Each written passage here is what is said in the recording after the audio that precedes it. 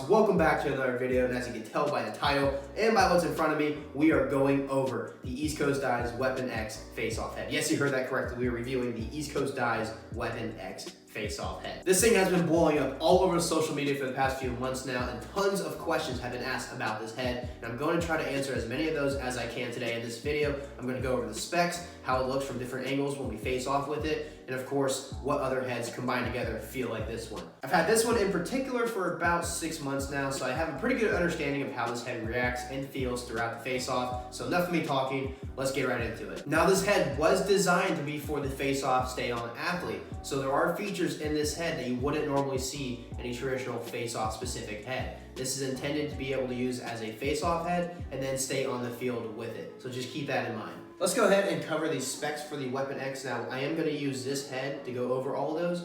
I just like the way this one's positioned in the shot. There's nothing different between these two heads. This is just bone, and this is just the white finalized product. So let's go ahead and jump to the part of the head that caught my eye the most, and that is at the very bottom, and that is this throat plug. Now, I thought a certain company had a patent on the throat plug, but I guess not. ECD went ahead and threw in their very own, and this one is about double the length of the standard throat plug, and it's a lot stronger too. I'm trying to squeeze it in my hand right now, and I can't squeeze it. It's very stiff, very sturdy. The shape of the throat plug itself is very minimal, which means you can fit different shafts on this head. I can't speak for all shafts, but every shaft that I've tried that has a standard shape to it can fit here no problem. We are going to try one shaft in particular today to see if it'll fit on here. I don't think it will, but we're going to try it anyway. But again, the shape is very minimal, meaning you can fit a lot of shafts on here, which is huge because most companies will only design the head to fit on their shafts, which I get, but ECD stepped away from that. They want to be able to have different shafts fit on this head, which is a huge plus. Next up is the short throat, and would you look at that? Look at the angle it's on. It's a straight up and down line. It's funny, when you listen to the face-off guys, this is what you get, and we got exactly what we wanted. A straight up and down line, a FOGO-friendly throat. Some companies just don't understand this, not sure why, but ECD, Under Armour, String King all nailed this. Perfectly straight up and down, allows us to get our hand close to the plastic without violating any penalty, which is huge. While we're at the throat, we can go ahead and cover the screw holes. Now, there's only 3 in the Weapon X. There's 1 on the back and 2 on each side. There isn't one under the front sticker. It should be solid plastic. So you only have 1 in the back instead of 2 and 1 on each side. To me, anything more than 3 is overkill, so they definitely nailed this with the screw hole amount. We're now going to work our way up the sides of the head and go over these sidewall holes and their placement. As you can tell by the individual sidewall hole, it is shaped like an oval, and in my opinion, this is the best shape to absorb any sort of pressure and torque that a face-off guy puts on their head.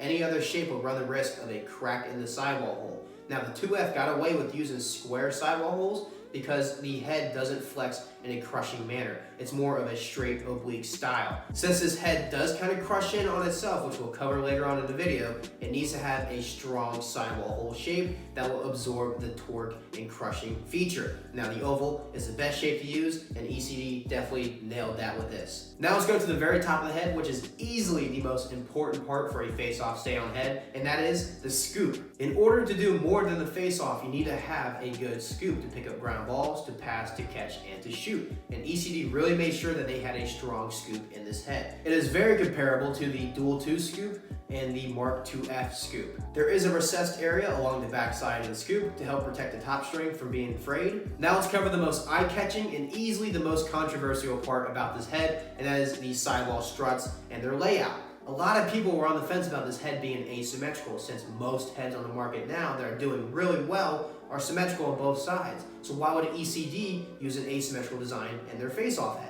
Again, this goes back to their original concept of making a face-off stay-on head. An asymmetrical design where one side is stiffer than the other will help keep that head strong, wide, and usable for years to come. A symmetrical design on both sides, where both sides are flexible, runs the risk of that head dying out really quick. So the first part about going over the sidewall is what they have in common. And as you can tell by the bottom portion down here in the throat, they both have gaps. Now, the best face-off heads on the market across the board have this gap. Dual 2, the 2F, they all have this gap on both sides. This allows the head to have that crushing and twisting feature. It allows it to cave in on itself. If it doesn't have these gaps, it can't do that. As we work our way up the side of the head, we can notice that there's 2 struts that are flipped. We have one that is running this way, and on the other side of the head, it's running here. So the whole point of this was to allow the top sidewall, the one that doesn't make contact with the ground, to be more flexible and allow it to crush in on itself, while the bottom one that touches the ground stays strong and flat. And in order to do that, they have to have these sidewall struts running in opposite directions. As you can tell, this strut runs from bottom to top, right to left, which allows the head to cave in and crush down on itself. Another head that has this feature is the Nike CEO. Now if we flip it over, we have that same exact sidewall strut, just flipped. Now in this direction, this is what gives it this strength throughout this entire sidewall. This will not warp nearly as bad as the top side. If you don't believe me, look here. This one is barely warped, this one is caving in. And this all has to do with how this is positioned here and how this side is positioned here. And that's pretty much it for all the major specs for the Weapon X. Let's now go ahead and show you guys the footage that I took earlier of me using the Weapon X from different angles. You can really see how this top sidewall crushes down on itself, which is really neat and really cool. I also use it against a dummy stick so you guys can kind of see how it looks under pressure. So let's go ahead and roll the footage.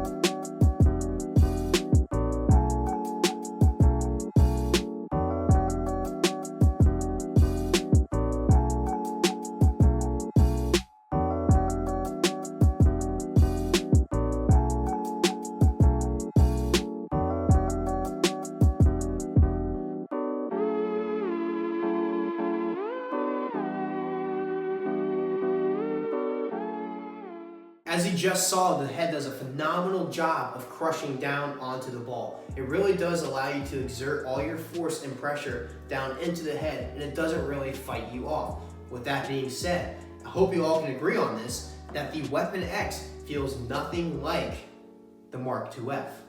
The Mark IIF kind of tends to fight you when you try to put it down in certain angles. It always wants to face off on that oblique angle. No matter how you attack it, it's going to kick you back into that position. Now the Weapon X does a much better job of absorbing what kind of angle you're trying to put it on, and of course it allows you to crush down on the ball better. So to answer that question, the Weapon X feels nothing like the Mark IIF. They're just two different styles of flex. The 2F is more oblique, the Weapon X is more of that crushing feature. It's a softer head versus a stiffer head. Now I'm not going to leave you with, oh, it's just unique, it has its own kind of flex, because I do personally think that there is another head on the market right now that feels very similar to the Weapon X. And I think a few of you guys picked up on it already. But that head is the Dual 2. I mean, just look. Look how these things are warped. They're brother and sister at this point. The biggest drawback with the Dual 2 was it got pinched way too quick. Originally, people thought that since they improved the scoop, it would be a good face-off stay-on head. You wouldn't have to worry about keeping a softball in it every time you came off the field. You can pass, catch, shoot, whatever with this head. Unfortunately, that's not the case. This thing pinches way too quick, way too fast, and you have a hard time picking up ground balls, passing, making good shots, stuff like that. Now, the Weapon X is a stiffer version and more versatile version than the Dual 2. They still flex the exact same, it's just a tad bit stiffer. So if you are a Dual 2 guy who has the problem of not being able to do more than the face-off because the head's too pinched, or you lose a lot of 50-50 battles because the plastic is too flexible, then the Weapon X is the head for you. Just look at the heads side by side in the testing we did. They flex the exact same way, it's just that the Weapon X holds its shape much better and is a little bit stiffer than the Dual 2. Another popular question asked about this head was, does it feel like a CEO? No, I don't think it really feels exactly like a CEO. It kind of resembles it with this top sidewall crushing down, but if you're originally a Dual 2 guy, you can make the switch no problem. If you were a CEO guy and made a switch to the Dual 2, you'll be able to make the switch no problem as well. But going from a CEO to the Weapon X, you might have a problem just because it's a stiffer material and doesn't have that exact same flex as a CEO. A little neat thing I did to compare all these heads in one segment was I put a percentage on them. In other words, what percent of the head can be used for face-offs and what percent can be used for staying on. For example, I gave the Dual 2 a 90-10 split, meaning 90% of the head can be used for face-offs and 10% can be used for staying on. The only reason why I gave it 10% is because of this great scoop it has. Now, of course, these numbers can be argued, but this is just for reference. Now, the Nike CEO, again, can be argued.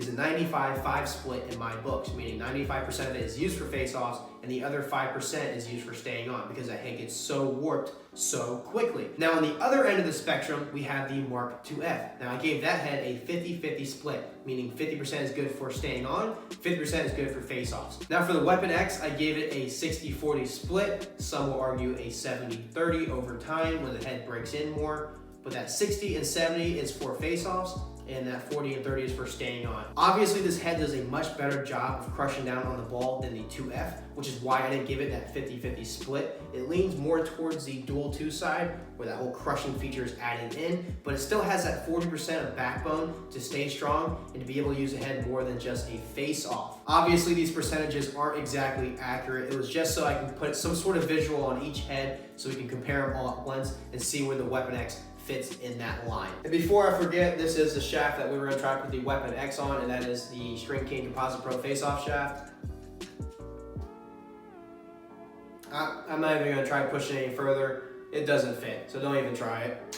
My final thoughts on the Weapon X, I think it's a great head. I think they really nailed the concept of a head for the face-off stay-on athlete. Although it does lean more towards the face-off guy, that's what we want. We want a face-off first head and then still have a strong enough backbone to do more than the face-off. I'm not bashing the String King Mark IIF in any way. I'm just saying that head was kind of split down the middle. So a lot of guys thought that that head was just too stiff for them, or they didn't like the flex, and it just wasn't more for the face-off guy. It was right down the middle. So if you find yourself being one of those guys who needs a face-off stay-on head, and the 2F just is a little bit too stiff for you, or it feels awkward to you, or you don't like it, definitely try out the Weapon X. I kind of like to think this head is a dual threat, meaning the top side wall does a great job of crushing down for those guys who are more of a power, knee down, want to clamp over the ball. Does a great job of doing that, but it's also good for the stand-up athlete who wants to stand up and swipe the ball out real quick. That bottom sidewall is going to stay nice and strong, and is really going to allow you to get into your opponent's head and knife that ball out without leaving it behind, which is huge. You have two options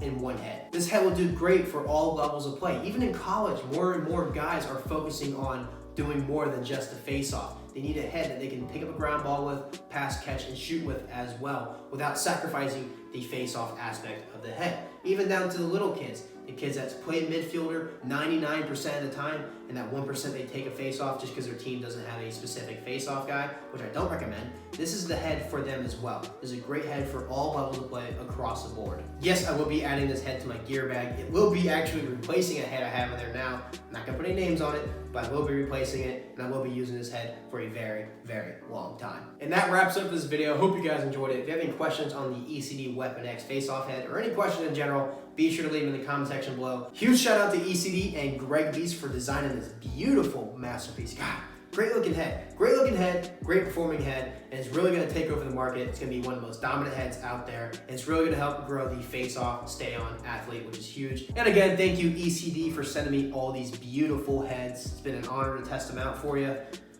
Great company, great guys over there. Check them out. If you've been living under a rock, go ahead and check out ECD's YouTube and Instagram, as well as Greg's YouTube and Instagram. Be sure you subscribe and follow both those pages for both of them. They put out great content. Big fan of what they do. And if you haven't already, subscribe to our channel and hit that notification bell. I didn't even know that was a thing, but if you hit it, it'll give you notifications when we post. We do have 3 more videos scheduled in the future involving this head. We will be doing a stringing tutorial. We'll be going over this mesh, which is a secret, and I'm not telling you any more about it until the video comes out. And we will be doing a GoPro series with this head against a bunch of other different face-off heads. So stay tuned, hit that bell, hit that subscribe button, be freaking sick. Be sure to check us out on Instagram at GreenKnucklesAcross, and check out our website at greenknucklesacross.com for some sweet hats. We will be updating that website here shortly. We might be adding in some new t-shirts, some new logos, stuff like that. You will be notified through Instagram if you follow us, any sort of changes we do to the website. So be sure you follow us there in order to get the updates for the website. Thanks for watching, and I'll catch you guys in the next video. Till then, kids, get 'em dirty.